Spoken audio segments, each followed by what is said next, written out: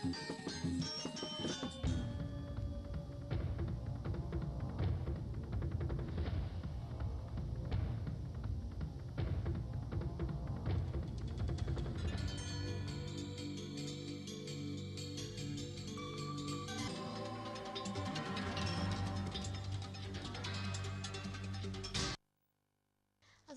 warahmatullahi wabarakatuh. Selamat sore pemirsa. Doan Salombok sore edisi 11 Mei 2015 kembali menjumpai Anda.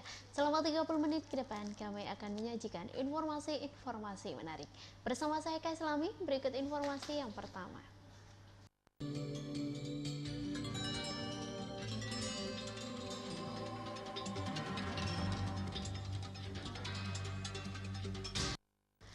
Baik pemirsa, solidaritas masyarakat untuk transparansi Somasi NTB kembali menyoroti kinerja Kejaksaan Tinggi terkait penanganan kasus dugaan penyimpangan belanja perjalanan dinas SPPD Dewan Perwakilan Daerah Provinsi Nusa Tenggara Barat. Selain itu, Somasi menyayangkan langkah Kejaksaan yang tidak mempidanakan oknum terduga anggota Dewan yang melakukan penyimpangan anggaran SPPD. Memasuki bulan ke-7 penanganan kasus dugaan penyimpangan anggaran belanja perjalanan dinas anggota Dewan Provinsi NTB senilai 4,5 miliar rupiah yang dilakukan Kejaksaan Tinggi NTB melalui skema penagihan secara perdata masih jalan di tempat. Pasalnya selama berbulan-bulan penanganan kasus tersebut, tim Kejaksaan melalui bidang tata usaha dan perdatanya hanya mampu menagih sekitar 500 juta rupiah. Melihat kondisi itu, Lembaga Penggiat Anti Korupsi Somasi Provinsi Nusa Tenggara Barat menuding penegak hukum yang dalam hal ini Kejaksaan Tinggi telah melakukan pembiaran terhadap terduga oknum anggota Dewan yang melakukan penyimpangan anggaran negara senilai 4,5 miliar tersebut. Sehingga mereka mendesak Kejaksaan untuk tidak lagi melakukan pembiaran dengan cara-cara pendekatan persuasif atau pendekatan hukum administratif, tetapi menggunakan cara-cara tegas, yaitu menempuh jalur pidana. Karena menurut mereka tidak ada itikat baik dari terduga oknum maupun mantan anggota Dewan untuk mengembalikan uang kerugian negara tersebut secara sukarela. Sehingga mereka meminta lembaga penegak hukum menuntaskan kasus ini secara hukum dengan segera memeriksa para anggota dan mantan anggota DPRD NTB yang diduga melakukan penyimpangan anggaran negara. Baik oleh Kejaksaan maupun DPRD, sejauh mana proses penanganan kasus ini dijalankan, karena sudah hampir lebih dari 5 bulan sebenarnya, mulai dari bulan Agustus, bahkan bisa dibilang 7 bulanan, mulai dari bulan Oktober sejak kasus ini dipublikasi oleh Inspektorat dan diklarifikasi oleh Kejaksaan. Seperti diketahui, kasus ini bermula dari temuan Inspektorat Provinsi Nusa Tenggara Barat yang menemukan adanya dugaan penyimpangan belanja perjalanan dinas SPPD anggota DPRD NTB senilai 4,5 miliar rupiah pada pertengahan Agustus 2014 yang lalu. Menindaklanjuti temuan itu, Kejaksaan Tinggi NTB kemudian menangani kasus SPPD ini dengan hukum administratif, yaitu tuntutan perdata dengan menagih pengembalian uang tersebut. Namun hingga saat ini Kejaksaan hanya mampu menagih 500 juta rupiah. Ruhaili, Lombok TV, Mataram. Satuan Riset dan Kriminal Polres Kota Mataram berhasil mengamankan pencuri spesialis batu akik bernilai puluhan juta rupiah. Pelaku diamankan polisi berdasarkan hasil rekaman CCTV milik korban.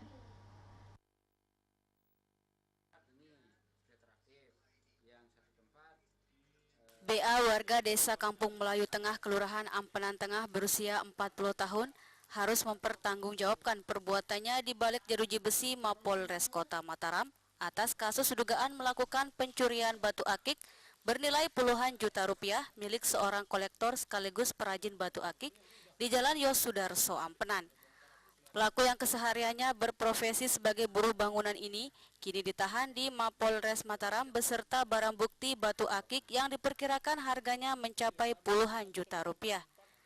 Kasat Reskrim Polres Mataram AKP Agus Dwi Ananto dalam keterangan persnya kepada sejumlah wartawan mengatakan Pelaku berhasil diamankan pada hari Minggu sekitar pukul 23 WITA di rumah neneknya di lingkungan Presa. Telah terjadi pencurian dengan pemberatan di Jalan Yosudarso. Ya. Ada kejadian anggota melakukan olah TKP. Pada saat melakukan olah TKP, kita mendapatkan suatu rekaman CCTV. Nah, dari dasar rekaman CCTV itu kita tindak lanjuti, ya, tim Mabstal menindaklanjuti dan mendapatkan informasi bahwa pelaku berinisial B. Sementara itu, atas tindak kejahatan yang dilakukannya itu, pelaku dijerat dengan pasal 363 dengan ancaman hukuman di atas 5 tahun penjara. Maesarah, Lombok TV, Mataram. Beralih ke informasi selanjutnya, pemirsa, Partai Amanat Nasional akan tetap mengutamakan dan memprioritaskan kader di Pilkada serentak pada Desember mendatang. Meski tidak menempatkan kader tiap-tiap kabupaten kota yang akan menggelar Pilkada, namun PAN memastikan sejumlah kadernya akan maju sebagai calon kepala daerah, di mana finalisnya DPW PAN NTB tinggal menunggu rekomendasi dari DPP PAN di Jakarta.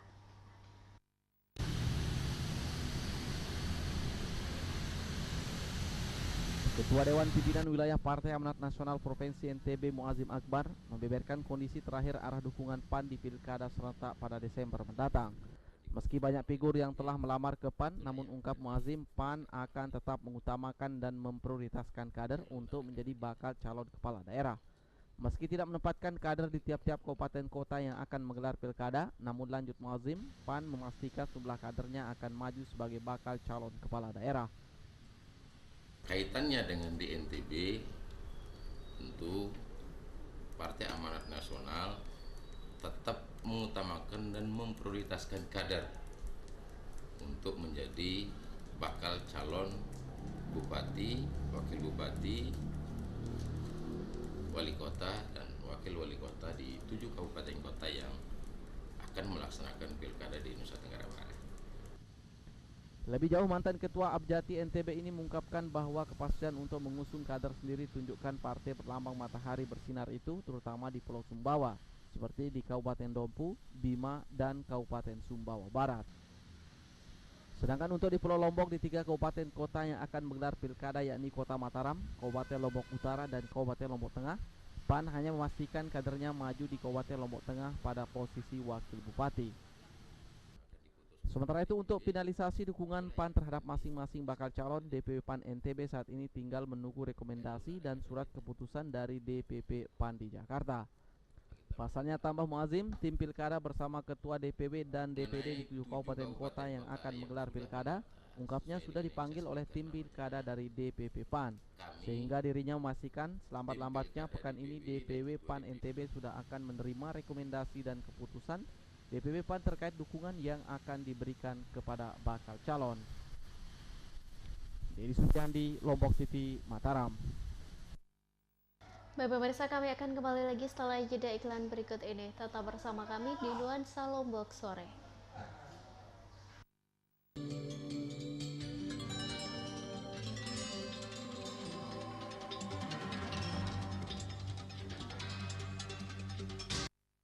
Acara ini dipersembahkan oleh M.Co, merubah yang biasa menjadi luar biasa. Bismillahirrahmanirrahim. Assalamualaikum warahmatullahi wabarakatuh. Saya Virginia Anggraini, Kepala Perwakilan BKKBN Provinsi Nusa Tenggara Barat. Komisi 5 DPRD Provinsi Nusa Tenggara Barat. Komisi 9 DPR RI menyampaikan sukseskan pendataan keluarga 2015 dimulai pada tanggal 1 Mei sampai dengan 31 Mei 2015. Dengan pendataan keluarga, kita wujudkan ketersediaan data keluarga by name, by address untuk dipergunakan dalam penetapan sasaran dan optimalisasi operasional program pembangunan kependudukan, keluarga berencana dan pembangunan keluarga, serta berbagai program pembangunan lainnya di setiap tingkatan wilayah. Terima kasih. Wassalamualaikum warahmatullahi wabarakatuh. 2 anak cukup. 2 anak cukup. 2 anak cukup.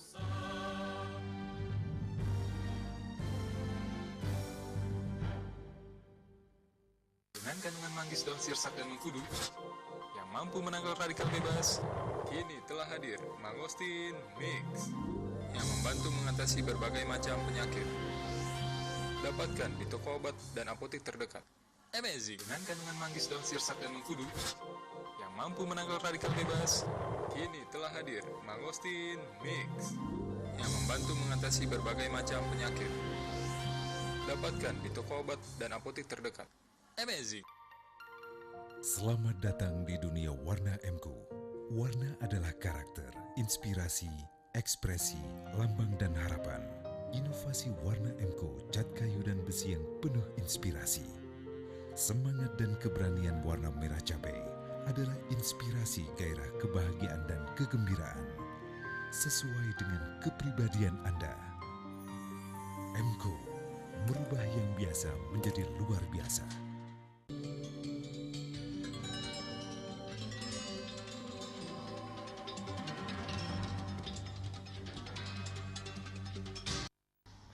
Baik, terima kasih Anda masih bersama kami di Nuansa Lombok Sore. Pemirsa, menghadapi pemilihan wali kota dan wakil wali kota Mataram, Partai Gerindra mendukung adanya figur alternatif selain pasangan Aman Jilid 2. Dari sejumlah nama yang muncul, Partai Gerindra nampak sangat serak dengan MNS Kasdiono dari Partai Demokrat. Bahkan bila Kasdiono jadi diusung Demokrat, maka Gerindra sudah menyiapkan pendamping, yakni antara Muhtar dan Baik Mirdiati. Yang keduanya adalah kader Partai Gerindra. Hal itu ditegaskan Ketua DPD Partai Gerindra Provinsi NTB Wilgo Zenar dalam menanggapi dinamika Pilkada Kota Mataram yang akan digelar serentak bersama 6 kabupaten kota lainnya pada Desember mendatang. Di mana Partai Gerindra, ungkap anggota DPR RI ini, sangat siap menghadapi Pilkada di 7 kabupaten kota termasuk Pilkada Kota Mataram. Untuk Pilkada Kota Mataram, Wilgo mengaku sangat mendukung adanya figur alternatif yang bisa menjadi pilihan lain selain pasangan Aman Jilid 2. Dari sejumlah nama yang muncul, nama MS Kasdiono, politisi Partai Demokrat, menurut Wilgo menjadi figur yang realistis maju sebagai bakal calon alternatif wali kota Mataram. Sehingga jika Demokrat mantap mengusung Kasdiono, tegas Wilgo, maka Gerindra ungkapnya siap akan memberikan dukungan dan menyiapkan pendamping, yakni antara Muhtar dan Baik Mirdiati, yang keduanya adalah kader Partai Gerindra. Bahkan nama Karim juga disebut-sebut anggota Komisi 7 DPR RI ini akan dipasangkan dengan Kasdiono. Ya, saya kira kalau Aman sudah jelas sudah, ya kan? Nah, kita ingin ada sebuah pilihan bagi rakyat untuk melihat siapa yang terbaik di antara itu, dan kita akan ambil pada posisi arahnya kepada figur alternatif. Yang dari beberapa komunikasi tampak Pak Kasdiono ya ingin ditampilkan, dan saya kira cukup realistis. Berarti kader sendiri nggak dimunculkan di kader sendiri kita untuk pendamping. Ya, yaitu tadi Pak Muhtar atau Baik Mirdiati, anggota DPRD Kota Mataram. Ya kan? Lebih jauh, Wilgo Zenar mengungkapkan dari berbagai kemungkinan yang akan terjadi di Pilkada Kota Mataram, pihaknya sudah membangun komunikasi dengan sejumlah partai politik untuk menyiapkan figur dan bakal calon alternatif. Meski dari komunikasi yang terbangun, ungkap Wilgo, belum terjadinya kesepakatan politik, namun dirinya memastikan telah adanya kebersamaan dan kesepahaman untuk munculkan calon alternatif yang akan diusung sebagai bakal calon wali kota dan wakil wali kota Mataram. Jadi Supiandi, Lombok TV, Mataram. Ya, pemirsa, puluhan santri Pondok Pesantren Nurul Hakim Kediri, Lombok Barat mengalami keracunan setelah memakan ikan tongkol yang disiapkan pihak pengelola pondok. Ikan tongkol yang dikonsumsi santri dikabarkan beracun setelah disimpan lama sebelum dikonsumsi. Selain membawa puluhan santri pondok pesantren itu ke puskesmas untuk mendapat pertolongan, kepolisian sektor Kediri juga mengamankan 2 orang juru masak di pondok pesantren terbesar di Lombok Barat itu.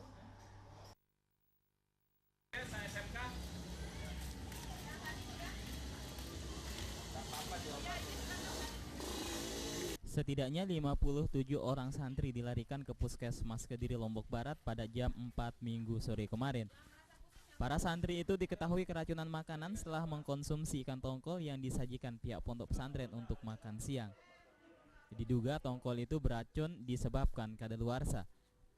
Pihak kepolisian sektor Kediri yang mendapat laporan tersebut langsung memberikan pertolongan dengan membawa ke-57 orang santri itu ke Puskesmas Kediri. Setelah melakukan pemeriksaan, kepolisian juga mengamankan 2 orang juru masak di pondok pesantren tersebut. SPK langsung menuju ke TKP di pondok pesantren Nurul Hakim. Jam berapa tadi? Jam informasi diperoleh yaitu jam 2 makan siang. Mereka makan menggunakan ikan tongkol, lauknya tongkol ya. Jadi setelah itu mereka setengah 4 baru merasakan bahwa mereka muntah, mual, kemudian sesak, gatal, muka kemerahan dan jantung berdebar. Kemudian itu yang dirasakan dan memang dibawa lari ke puskesmas. Berapa orang? Sesuai dengan data yang ada sekitar 53 orang. Tapi ada tersisa tinggal 3 yang masih di sini. Ini tongkol yang dimasak dalam ponpes atau yang dibeli dari luar? Dimasak di ponpes, tapi belinya jelas dari luar. Dari luar ya. Jadi kita sudah amankan untuk juru masaknya 2 orang yang ada sekarang di Polsek Kediri.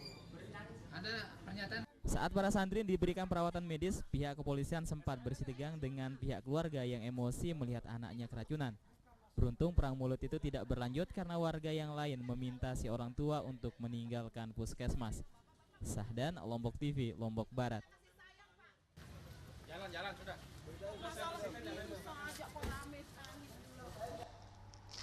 Sistem pelayanan perizinan berbasis online yang telah diwacanakan oleh Badan Penanaman Modal dan Perizinan Terpadu Kota Mataram dipastikan mulai diluncurkan dalam 2 bulan mendatang. Perizinan berbasis online ini selain efektif dalam menghemat waktu serta biaya, juga sebagai salah satu inovasi baru memberikan pelayanan perizinan kepada masyarakat dalam mengurus izin tanpa perantara calon.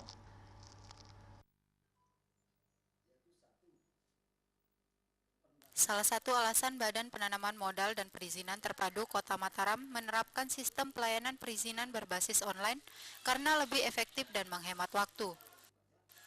Rencananya pelayanan perizinan berbasis online ini akan mulai diluncurkan dalam 2 bulan mendatang. Saya kemarin sudah mengutus kepala bidang untuk studi banding. Bagaimana sih orang online itu? Bagaimana sih kecepatannya, bagaimana pola kerjanya, bagaimana segala macamnya yang dibutuhkan oleh perangkat itu. Jadi sudah kembali, sudah ada gambaran yang jelas. Yang sekarang tinggal programnya sudah ada tergambar itu. Terus kemudian yang sekarang tinggal penyiapan sarana prasarana. Jadi saya memacu kepala bidang informasi yang menangani ini. Jadi cepat, harus cepat. Pak, ada belum selesai. Jadi itu yang sekarang lagi dalam proses. Dan saya deadline 1-2 bulan, jadi harus selesai 2 bulan lah. Jadi satu program.